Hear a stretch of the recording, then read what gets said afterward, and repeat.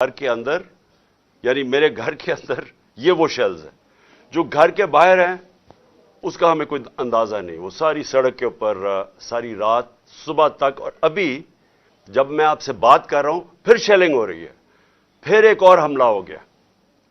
تو میں اپنی قوم کے سامنے ایک سوال رکھنا چاہتا ہوں کہ یہ کون سا میں نے اتنا بڑا جرم کیا تھا کہ میرے گھر کے اوپر حملہ، کبھی کسی پولیٹیکل لیڈر کے گھر کے اوپر اس طرح شیلنگ نہیں ہوئی. اور وہاں عورتیں تھیں، ہمارے نوجوان تھے، ان کے اوپر جس طرح اٹیک کیا گیا، اس کی کوئی تو کیا وجہ تھی؟ میرا جرم کیا تھا؟ جرم یہ تھا، ذرا میں آپ چاہتا ہوں غور سے سنیں میرا جرم کیا تھا. ایک کیس لگا ہوتا ہے توشہ خانہ کا، جو توشہ خانہ کا کیس میرے اوپر ایک الزام لگایا گیا، اور شکر ہے اللہ کا کہ وہ الحق ہے، وہ توشہ خانہ کا سب کے سامنے اب ریکارڈ آ گیا. میں چیلنج کرتا ہوں کہ جب یہ کیس سنا جائے گا، اگر کسی نے ساری چیزیں جائز طریقے سے، یعنی جائز طریقے سے، توشہ خانہ کا مطلب ہوتا ہے کہ جو آپ پریزنٹ آپ کو جب گفٹس ملتی ہیں تو ان میں سے جو آپ رکھنا چاہتے ہیں ایک قیمت ادا کر کے لے لیتے ہیں، وہ آپ کی پراپرٹی بن جاتی ہے. یہ توشہ خانہ ہے، اور یہ 70 سال سے یہی ہے. اور یہ جو کہتے ہیں کہ وہ اچھا جی وہ آپ کو کوئی بڑا تحفہ ملا تھا، اسٹیٹ گفٹ، جو آپ چیز خریدتے نہیں ہیں توشہ خانہ کی، وہ آکشن ہو جاتی ہیں، وہ کوئی عجائب گھر میں نہیں رکھی جاتی. تو میرے اوپر پورا انہوں نے میڈیا ٹرائل چلوایا، اسی کے اوپر کیس کر دیے، اور اب اللہ کا کرم ہے کہ ان ساری چیزیں ان کی سامنے آ گئی ہیں. اور ابھی آپ کو پتہ چلے گا جب وہ دیکھیں گے کہ انہوں نے چوری کی ہے توشہ خانہ سے، اور انشاءاللہ وہ سامنے آ جائے گا. اب توشہ خانہ کا کیس لگا F8 کی کچہری میں. F8 کی کچہری میں 2 دفعہ بم دھماکے ہو چکے ہیں. وہ اس کو آپ کی جو سیکیورٹی ہے وہ پروٹیکٹ ہی نہیں کر سکتے. وہ جگہ ایسی ہے کہ وہاں وکیل بھی شہید ہوئے، وہاں ججز بھی شہید ہوئے، ادھر ہی جب 2 دفعہ دہشت گردی ہوئی. تو جب وہاں اس کو پروٹیکٹ کر ہی نہیں سکتے، اور خود انٹیریئر منسٹر کہہ رہا ہے کہ میری جان خطرے میں ہے، انٹیریئر منسٹری کہہ رہی ہے کہ میری جان کو خطرہ ہے. ایک میرے اوپر حملہ ہو چکا ہے. مجھے پتا ہے کہ جو لوگ آج بیٹھے ہوئے ہیں یہ اقتدار میں، جو شہباز شریف اور رانا ثناء اللہ، یہی انہوں نے ہی پہلا میرے اوپر کیا تھا، اور ایک اور ایجنسیز کے آدمی نے. اب وہی پاور میں بیٹھے ہیں، خطرہ ان سے ہے. تو میں ایک چیز مانگی کہ مجھے سیکیورٹی دیں ادھر جانے کے لیے، اور اگر سیکیورٹی نہیں دے سکتے تو میرا ادھر کر دیں کیس جدھر مجھے سیکیورٹی ملتی ہے. جب سے میری ٹانگ ٹھیک ہوئی ہے، میں 2 دفعہ ایک لاہور ہائی کورٹ گیا اور ایک اسلام آباد، کوئی سیکیورٹی نہیں تھی، کوئی پروٹیکشن نہیں تھی. اور پھر میں واضح کر دوں کہ یہ انپریسیڈنٹڈ ہے کہ ایک ایکس پرائم منسٹر کو قاتلانہ حملہ ہوتا ہے، اس کے بعد اس کو سیکیورٹی نہیں ملتی.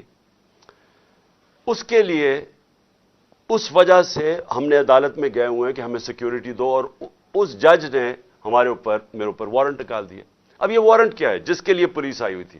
میں یہ ذرا سارا آپ کو سمجھانا چاہتا ہوں کہ یہ جو ساری ابھی بھی شیلنگ ہو رہی ہے، یہ پولیس کا اور کوئی کام نہیں ہے، پوری فوج کی فوج آئی ہوئی ہے، رینجرز آئے ہوئے ہیں کہ اس طرح کوئی دہشت گرد یا زمان پاک میں بیٹھا ہوا ہے.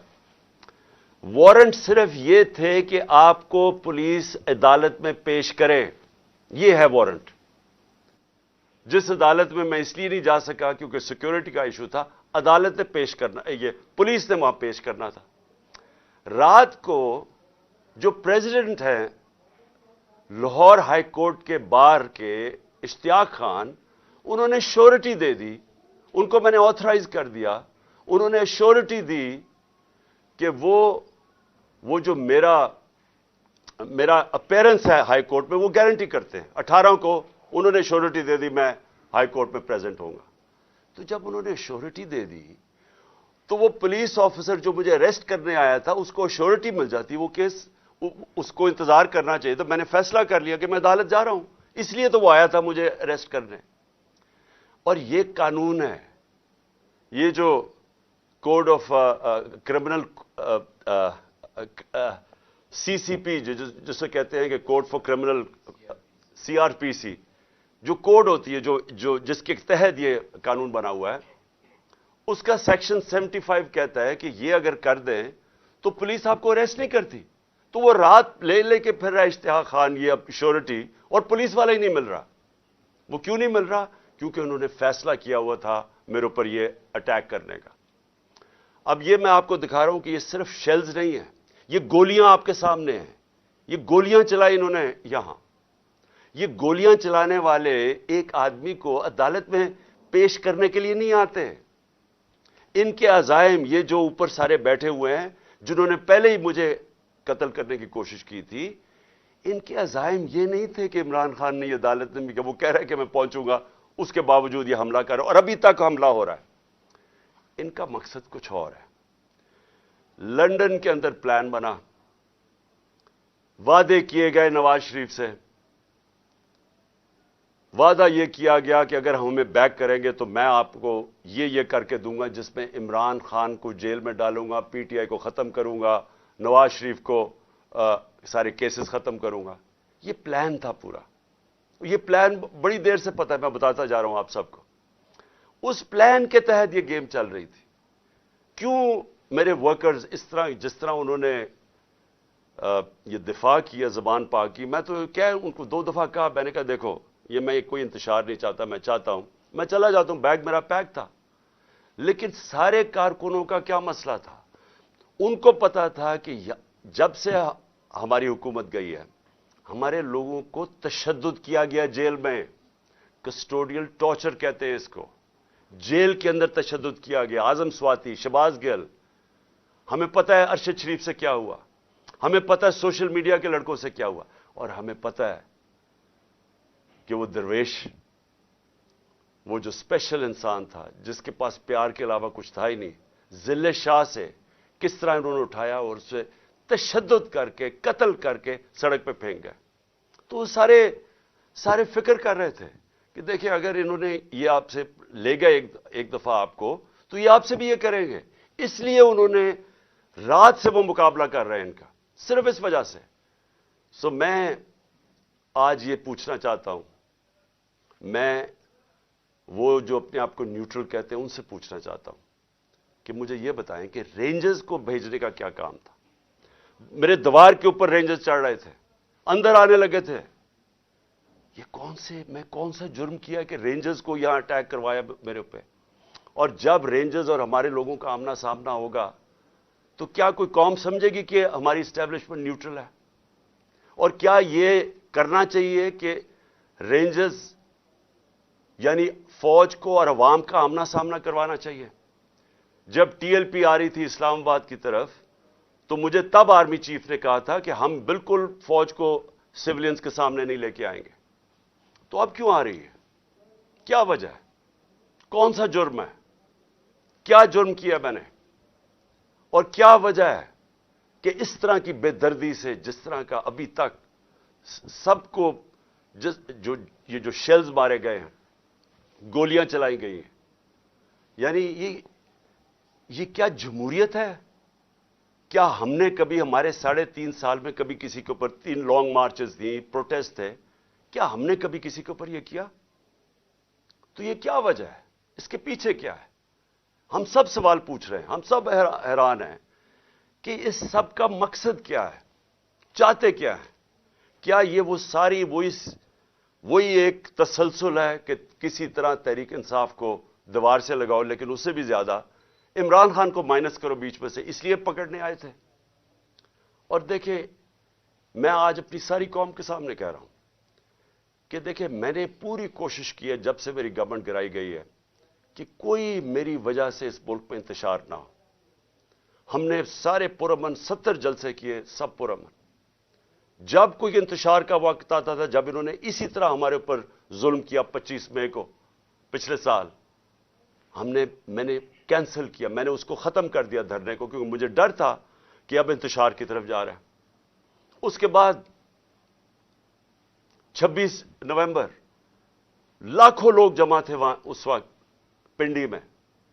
ہمارا پلان تھا اسلام آباد میں جا کے دھرنا دینا, لیکن جب میں نے ماحول دیکھا جو انہوں نے پولیس 30,000 پولیس جمع کی ہوئی تھی, تو مجھے پتا تھا پھر یہ تو جان کے چاہ رہے کوئی کلیش ہو, تو میں نے وہ کینسل کر دیا. ہم نے 8 مارچ کو ایک پرمیشن لی ہوئی تھی. انہوں نے ہمیں شام کو پولیس نے پرمیشن دی تھی کہ اپنی الیکشن ریلی جو ہم نے اپنی 30 اپریل کی الیکشن کے لیے کرنی تھی, پرمیشن ملی ہوئی تھی, روٹ اپرووڈ تھا. صبح لوگ آ رہے ہیں اور دیکھ رہے ہیں پولیس کھڑی ہوئی ہے اور پولیس کے جتھے کھڑے ہوئے ہیں اور لوگ ریلی کے لیے آ رہے ہیں, اور ایک دم پتہ چلتا ہے کہ دفعہ 144 لگا دی جاتی ہے. کس وجہ سے؟ الیکشن جب ڈیٹ اناؤنس ہو جائے, آپ الیکشن ریلی کے خلاف دفعہ 144 کیسے کر سکتے ہیں؟ وہ بھی کیئر ٹیکر گورنمنٹ. اور اس کے بعد شیلنگ شروع ہو جاتی ہے, جس طرح اب آتے ساتھ ہی شیلنگ, ڈرانا, دھمکانا, مارنا. اور اس میں ذل شاہ کا جس طرح قتل کیا گیا, تو اس کے بعد جب اگلے دن ہم نے وہ کیا, پھر سے انہوں نے جب بین کیا اور ان کا خیال تھا کہ ہم پھر سے ری ایکٹ کریں گے, میں نے پھر کینسل کیا کیونکہ مجھے پتا تھا ہمارے لوگوں کو غصہ تھا جو ذل شاہ سے, سب اسے پیار کرتے تھے. تو اس لیے ہم نے کینسل کی, ہم نے پوسٹ پون کی تاکہ کوئی انتشار نہ ہو. اب مجھے بتائیں, رات سے جب مجھے پتا چلا کہ اچھا یہ وارنٹ آ گئے ہیں تو چلے میں شیورٹی دے دیتا ہوں, وہ بانڈ سائن کر دیتا ہوں میں اس کے ساتھ, اشتیاق خان کے ساتھ, پریزیڈنٹ لاہور بار ہائی کورٹ بار ایسوسی ایشن. تو پھر کیا چیز رہ گئی تھی؟ کیا وجہ ہے؟ ابھی تک حملے ہو رہے ہیں, عدالت کے اندر ہمارا کیس پڑا ہے, عدالت میں ہم گئے ہوئے ہیں اسلام آباد میں اور لاہور میں, اور ابھی تک یہ شیلنگ رینجرز نے پھر اٹیک کر دیے. اور مجھے ابھی بھی نہیں سمجھ آئی کہ میرے گھر کی دیواروں سے کود کے اندر آ رہے تھے. کیا کوئی کمانڈو ایکشن کرنا تھا کہ عمران خان کو پکڑ کے لے جانا تھا؟ یہ کیا مذاق کر رہے ہیں اس ملک کے ساتھ. اور میں آخر میں افسوس سے کہنا چاہتا ہوں کہ دیکھیں, یہ ملک کو ادھر آپ لے کے جا رہے ہیں, اور جو بھی اس وقت پاور میں بیٹھے ہیں, میں آپ کو یہ بتا دوں کہ ملک کو ادھر لے کے جا رہے ہیں کہ یہ میرے ہاتھ سے بھی چیز نکل جائے گی. اب یہ جو لڑکوں نے, یہ تھوڑے سے تھے, جس طرح انہوں نے وہاں کھڑا ہو کے ٹیئر گیسنگ سب کے باوجود, اتنی بھاری پولیس کی نفری اس کے سامنے کھڑے ہوئے ہیں, صرف اس خوف سے کہ چیئرمین کو اٹھا کے لے جا کے یہ پھر جیلوں میں تشدد کریں گے. اور خوف یہ ہے کہ انہوں نے قتل کرنے کی کوشش کی تھی اور یہی اب جیل میں لے کے جا رہے ہیں. کسی کو اعتماد نہیں ہے ان مجرموں کو, یہ جرائم پیشہ لوگ ہیں, کسی کو ان کے اوپر اعتماد نہیں ہے. تو میں سوال یہ پوچھتا ہوں کہ جو اس وقت اقتدار میں بیٹھے ہیں, جو پاور میں ہیں, جو پاور کنٹرول کرتے ہیں پاکستان کی, اور وہ یہ نہیں ہے یہ جو رانا ثناء اللہ اور یہ جو شہباز شریف ہے جن کے پاس پاور ہے, کیا کوئی فکر ہے آپ کو پاکستان کی؟ کیا آپ کو فکر ہے کہ یہ ملک جا کدھر رہا ہے؟ کیا آپ کو فکر ہے کہ میں اگر آپ جب بھی مجھے پکڑ لیں گے کیا ہوگا؟ جیل میں چلا جاؤں گا. زندگی موت اللہ کے ہاتھ میں ہے, عزت ذلت اس کے ہاتھ میں ہے. کیا کر لیں گے آپ؟ اور زیادہ پارٹی طاقت میں آئے گی, لیکن اس کا جو نتیجے میں جو رد عمل آئے گا وہ کیا فائدہ ہوگا پاکستان کو؟ کس کو نقصان ہوگا؟ جس ملک کی معیشت ابھی بیٹھ چکی ہے, بھی بیکاروں کی طرح پیسے مانگتے پھر رہے ہیں, ملک سکڑتا جا رہا ہے, مہنگائی آسمانوں پہ ہے. مہنگائی ایسی مہنگائی پاکستان کی تاریخ میں نہیں آئی. تنخواہ دار طبقہ پس گیا ہے. بیچاروں کے پاس اس وقت حالات یہ ہیں کہ ان کا 2 ہفتے کے اندر ان کے پاس تنخواہیں ختم ہو جاتی ہیں. اس ماحول کے اندر انتشار پھیلانا, کیا یہ کوئی پاکستانی سوچ رکھے؟ یہ تو کوئی دشمن ایسے کرے ملک کے ساتھ تو یہ ہمارے ہاتھ سے گیم نکل جائے گی. یہ جو حرکتیں ہو رہی ہیں, یہ میری, اب یہ جو باہر لڑکے ہیں یہ میری نہیں سن رہے. جب ان کے اوپر یہ انتشار ہو رہا ہے اور یہ جو شیلنگ ہو رہی ہے, وہ میری نہیں اب بات سنتے. وہ اب میرا کوئی کنٹرول ان کے اوپر نہیں ہے. اور جس طرح کی اب بمباری اور یہ سب کے ہاتھ سے نکل جائے گا. اس لیے میں کہنا چاہتا ہوں اپنی عدلیہ سے سب سے پہلے کہ دیکھیں, امید صرف اب ہمیں آپ پہ رہ گئی ہے. یہ جرائم پیشہ لوگ جو گورنمنٹ میں بیٹھے ہیں, یہ تو کوشش کر رہے ہیں کہ 80 کیسز کر دیے ہیں, یہ تو کیسز بڑھتے جائیں گے. یہ تو کوئی کبھی ایک عدالت کبھی دوسری عدالت, ان کی تو کوشش ہے کہ میں الیکشن نہ لڑوں, یا میں کسی جیل میں چلا جاؤں, اور یا سارا وقت الجھا رہا ہوں کیسز میں کہ کبھی ایک وارنٹ نکل رہا ہے. تو ہمیں تو صرف امید عدلیہ سے ہے, اور دوسری ہم امید لگا رہے ہیں اپنی جو اسٹیبلشمنٹ ہے اس ملک کی کہ کیا آپ کا انٹرسٹ پاکستان میں ہے یا نہیں ہے. تو یہ جو تماشا ہو رہا ہے اس کو بند کریں, ملک کا سوچیں. یہ جو بھی پلان ہے لنڈن کا, اس کے اوپر نہ کام کریں. یہ ملک تباہی کی طرف جا رہا ہے. اور میری اپیل ہے آپ سب سے کہ اب اس ملک کا سوچیں. آپ جن کا جینا مرنا اس ملک میں ہے, ہمارے تو کوئی باہر نہیں جانا, میں تو کوئی لنڈن نہیں جانا جس طرح یہ سارا ٹبر اٹھ کے چلا جاتا ہے یا دوسرا اٹھ کے وہ باہر چلا جاتا ہے. ان کی تو باہر پراپرٹیز اربوں ڈالر ہیں, ہمارا تو جینا مرنا یہاں ہے. تو میرا اکیلے کو فکر نہیں کرنا چاہیے, ہر اس پاکستانی کو اس ملک کا سوچنا چاہیے جو اٹھ کے لنڈن نہیں چلا جائے گا, جس کے باہر ڈالرز نہیں پڑے ہوئے. ان سب کو سوچنا چاہیے کہ ملک جا کس طرف رہا ہے. اور اپنی عوام کو آخر میں آپ کو کہنا چاہتا ہوں, میں پھر سے آپ کو کہنا چاہتا ہوں, میں پکڑا جاؤں, جیل میں بھی چلا جاؤں, جو بھی مجھے ہو جائے, آپ نے یہ جو حقیقی آزادی کی ہماری تحریک ہے, آپ نے سب نے اس میں شرکت کرنی ہے. کیونکہ غلام قوم کا کوئی مستقبل نہیں ہوتا. یہ جو ایک چھوٹا سا طبقہ اوپر حاوی ہوا ہے, قانون کے وہ اوپر بیٹھا ہے, ہر قسم کا ظلم کرتا ہے لوگوں پہ, خوف کے اوپر ملک چلاتا ہے, سارے ملک کے وسائل کے اوپر قبضہ کر کے بیٹھا ہوا ہے. یہاں سے پیسہ چوری کرتا ہے, ہنڈی والے سے باہر بھجوا دیتا ہے. ملک کا ساری چوری کا پیسہ آج ان کے بڑے بڑے بینک اکاؤنٹس اور لنڈن اور باہر مغربی کیپٹلز میں ان کا پیسہ پڑا ہے. صرف دبئی کے اندر 20,000 پاکستانیوں نے, یہ ابھی بلومبرگ کی رپورٹ ہے, 20,000 پاکستانیوں کا دبئی میں $10.4 ارب پڑا ہوا ہے. تو ملک کیسے آگے جا سکتا ہے اگر یہ ان لوگوں کے ہاتھ میں ملک رہے گا. اس لیے میں قوم کو آج کہہ رہا ہوں کہ آپ نے پوری طرح اس حقیقی آزادی کی جہاد میں شرکت کرنی ہے. پاکستان زندہ باد.